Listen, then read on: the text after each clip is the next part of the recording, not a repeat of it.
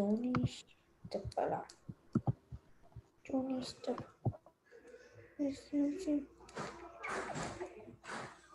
Papa, anyways, Papa.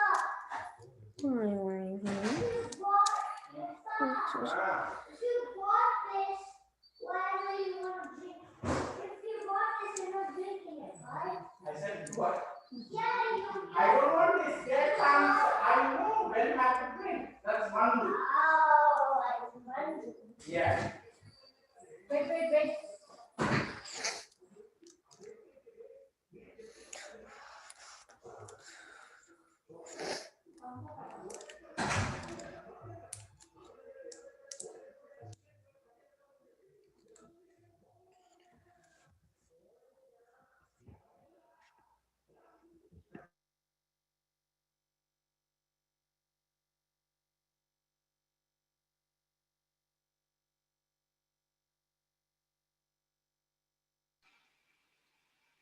Hare Krishna, any help needed? You can hear me all, or I'm muted? No, we We're will. muted before. Okay. I can hear you. You can I hear can me. hear you. Okay.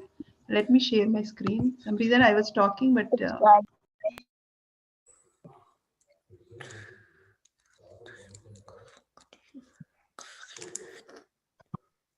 so Ria, you have the bhajan open. Okay. What you do is I will make you co-host. So please share your screen and do it. I have the paper, so I can read from the paper. Okay. So let's see. Yeah, some reason I'm not able to share. Okay, it's okay. Okay, you can go ahead and start. Okay. Hare Krishna.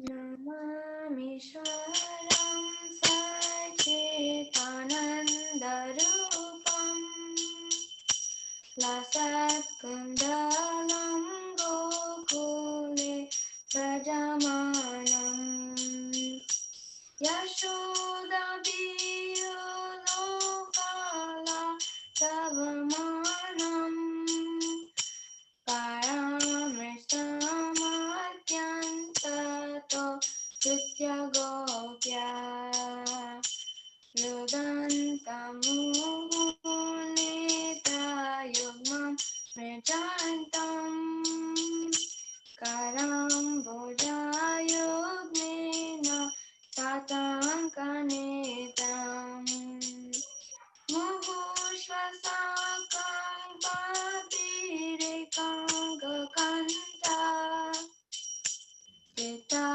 Kaivam Damodaram Bhaktibhadam Iti Diksalina Bhirananda Kunde Pragoshami Majantam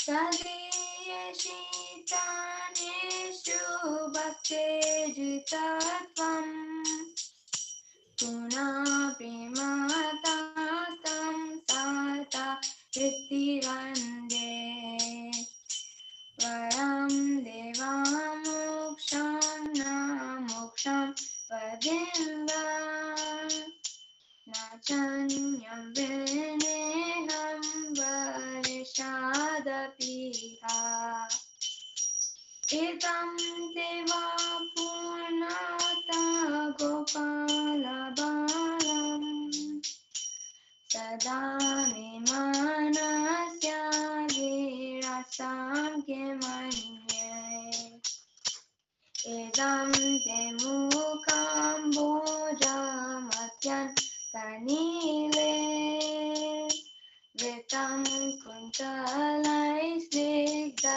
Raktaishta Gopya Muhushumbitam Bimbaraktadarane Manasya Virastamalam Lakshalabhai Namo Devadamodarananta Prabhu Dukha Jaladimagnam Kripa Drishti Vrishati Dinabatanu Grihane Shamamagna Midiyakshidesha Kove Adma Jau Badam Utyai Vayadvat Kayamotitau Bhakti Tajau Kritau Cha Tata Prima Bhaktim Sakame Prayacha Namo Shigaho Mesi Damodareha Namaste Tu Damne Surajiti Damne Tadiyodarayata Vishwasya Damne Namo Radhikaye Tadiya Priyaye Namo Nantalilaya Devaya Tubhyam Hare Krishna Hare Krishna Krishna Krishna Hare Hare Hare Rama Hare Rama Rama Rama Hare Hare Hare Krishna Hare Krishna Krishna Krishna Hare Hare Hare Rama Hare Rama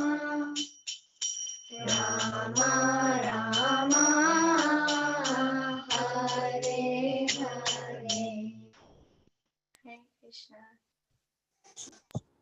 Hare Krishna. Thank you, Riya. That was so beautiful, so nice. Good job. So now we have next in line is Pranay. He is a high school student. I believe he is in 12th grade. He will be presenting as a Krishna's pastime today. I'll let Pranay share his screen and introduce himself, then start the presentation.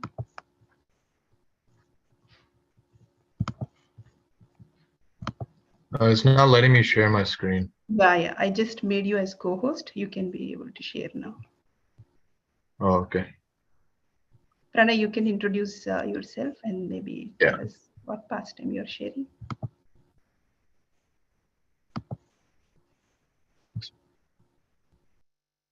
Can you see the screen? Yes, Pranay. Thank you. All right. So my name is Pranay, and I'm a 12th grade student, and I'll be talking about the stealing the boys and calves by Brahma today.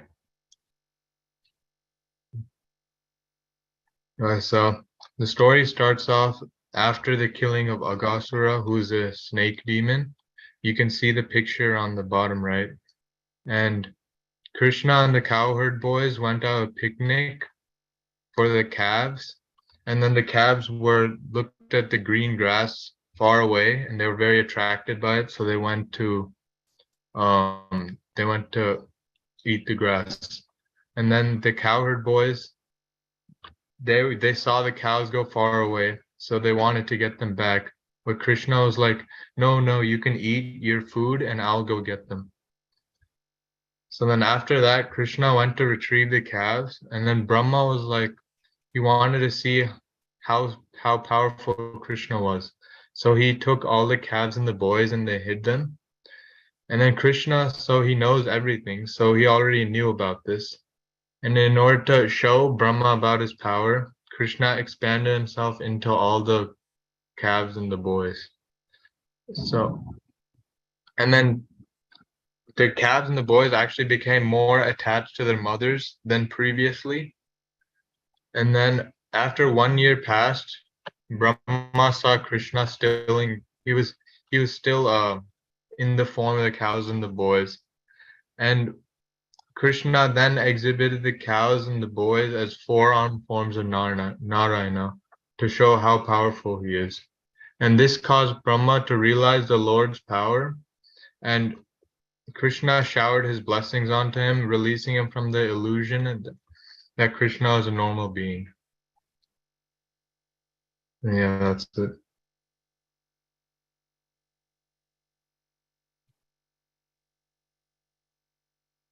You're done, Pranay? Yeah. Okay. Thank you so much, Pranay. This is wonderful. The beautiful pictures, and thanks for the explanation. Thank you. Now we have next program is you can stop your screen share, Pranay. Yeah.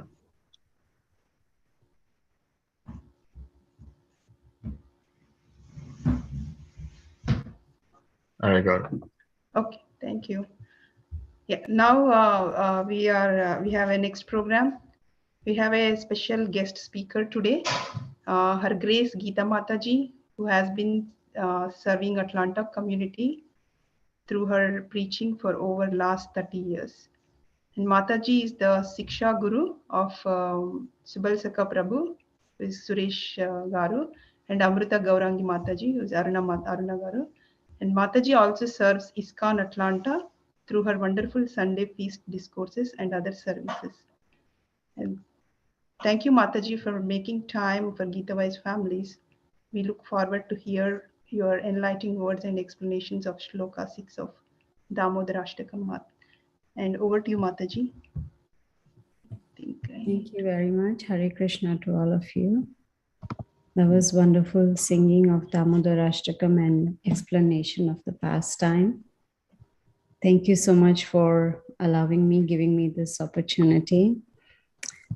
We all have heard that Satyavrata Muni was the one who wrote this Damodar Ashtakam. It's mentioned in Padma Puran. And this prayer is actually describing the early childhood pastime of Krishna.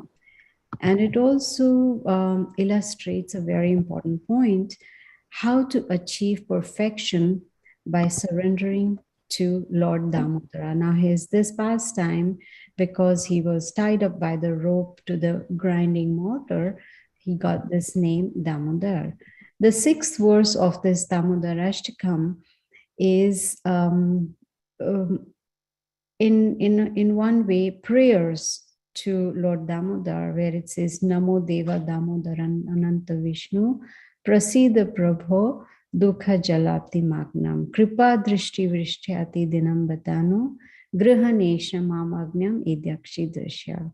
What does it mean? The translation is, O unlimited Vishnu, O Master, O Lord, be pleased upon me. I'm drowning in an ocean of sorrow, and I'm almost like a dead man. Please shower the rain of mercy on me, uplift me, and protect me with your nectarian vision. So when we break down this verse, we can learn so much from each and every word. The very first is unlimited Vishnu. Unlimited. Why? Because, of course, there's no difference between Vishnu and Krishna. So the glories of the Supreme Lord are unlimited. His pastimes are unlimited. And because we have limited senses, we cannot really understand these unlimited pastimes. Even our intelligence is limited. So here from this verse, we understand only by the mercy of the Supreme Lord can we understand. In the Bhagavad Gita, we'll have learned in chapter 10, where Krishna says, Tesham satata yuktanam bhajatam priti purvakam dadami buddhi yogam. Buddhi means intelligence. He says, only those who worship me with love and devotion, that I give them the intelligence to understand me. So to understand Krishna, it is not possible by reading or by hearing. We need the mercy of Krishna, and the mercy will come. He says, I'll give the intelligence when he sees us worshiping with love and devotion. Now, this verse also addresses Krishna as, O Master.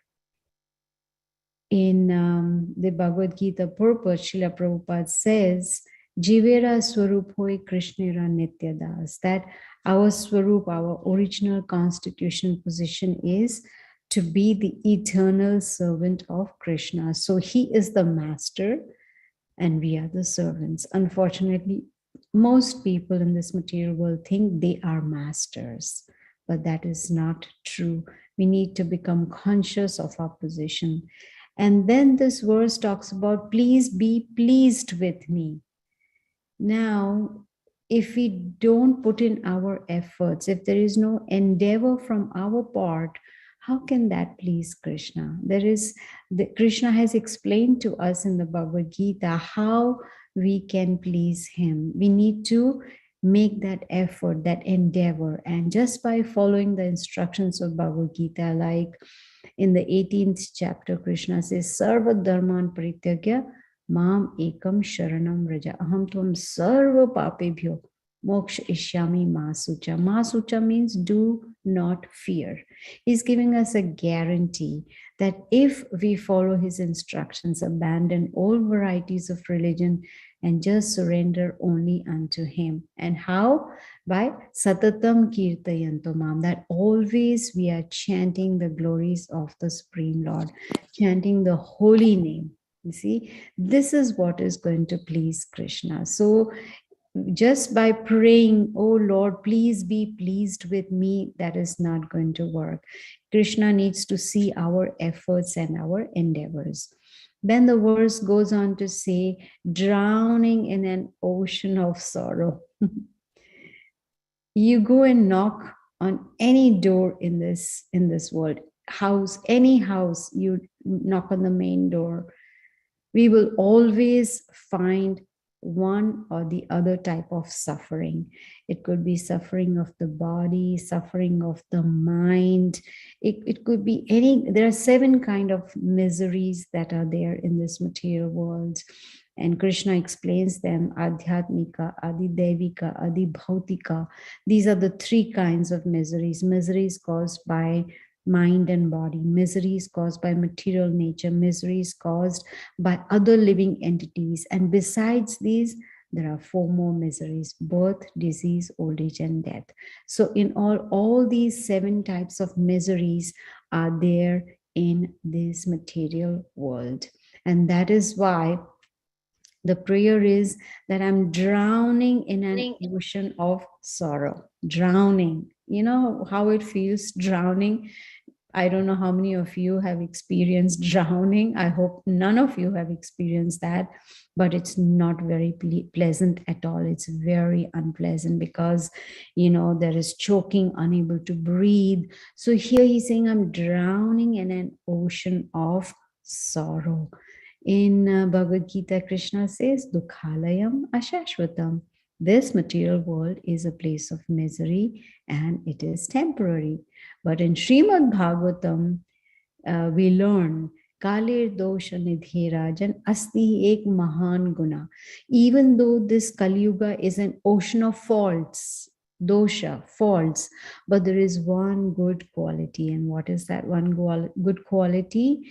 That just by chanting Hare Krishna, Krishna Krishna, Hare Hare, Hare Ram, Ram Ram, Hare Hare, just by chanting, we can go back to the spiritual world. So if we don't want to drown in this ocean of sorrow, if we want to get liberated from this ocean of sorrow and go to a place where there is no sorrow at all, then this is the process. And Krishna, he himself, 540 years ago, he came as Chaitanya Mahaprabhu to just teach us this, how to be a good devotee, how to be a pure devotee. And the first thing that he taught us was chanting Hare Krishna, Krishna Krishna, Hare Hare, Hare Ram, Ram Ram, Hare Hare. The next part of this prayer is, please shower rain of mercy. Again, the same point. The mercy will come only when Krishna will see our endeavors. How sincerely are we trying? Then he is going to shower the mercy. It is said in the scriptures, Brahmanda Brahmite Kona Bhagyavan Jeev, Guru Krishna Prasade Pai Bhakti Lata Bij.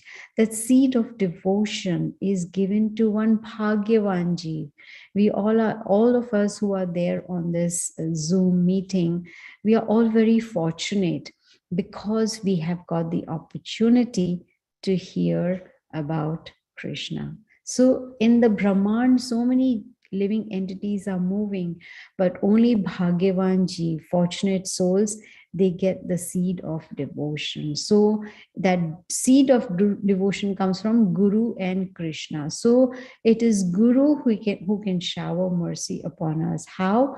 By giving us guidance, by training us. So just like you all have your Bhagavad Gita classes. The classes don't happen on their own. There is a teacher, a bona fide teacher who teaches you all Bhagavad Gita, maybe the shlokas or the pastimes or whatever it may be. So similarly, in spiritual life, we definitely need guidance of a guru.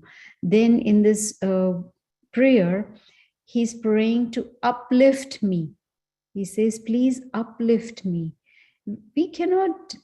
That is not possible without the help of a bona fide guru. In Bhagavad Gita chapter 4, Krishna says, Evam parampara praptam imam rajashya vidu. That this knowledge should be received in the strict disciplic succession. You see? So each and every word of this verse is very, very important. He says, protect me.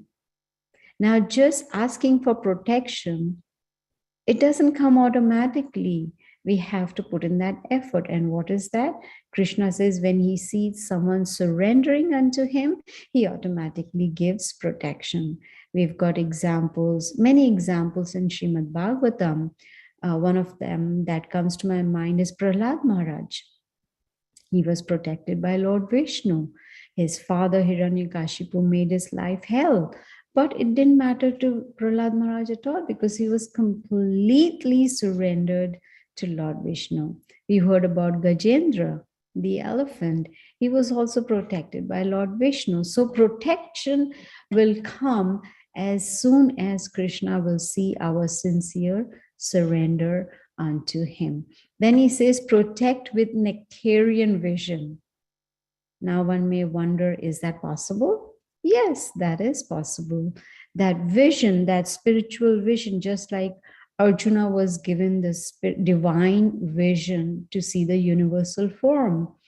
Sanjaya was given the divine vision by his spiritual master Vyasadeva, so that sitting in the palace, he could see what's happening in the battlefield of Kurukshetra. Similarly, we also can get that spiritual vision. How? In the Brahma Samhita, Lord Brahma says, Premanjana Churita Bhakti Vilochanena Santa Sadeva Hridayeshu Vilokayanti Yam Shama Sundaram Achinta Gunaswarupam Govindam Adi Purusham Tam Aham Bhajami. He says, when the eyes have got the ointment of love, then we will get that spiritual vision. And that ointment of love comes only when we chant the holy names of the Lord regularly with attention. So this month of Kartik, which is also called Damodar month, is a very important month. It is like a bonus given to us by the Lord.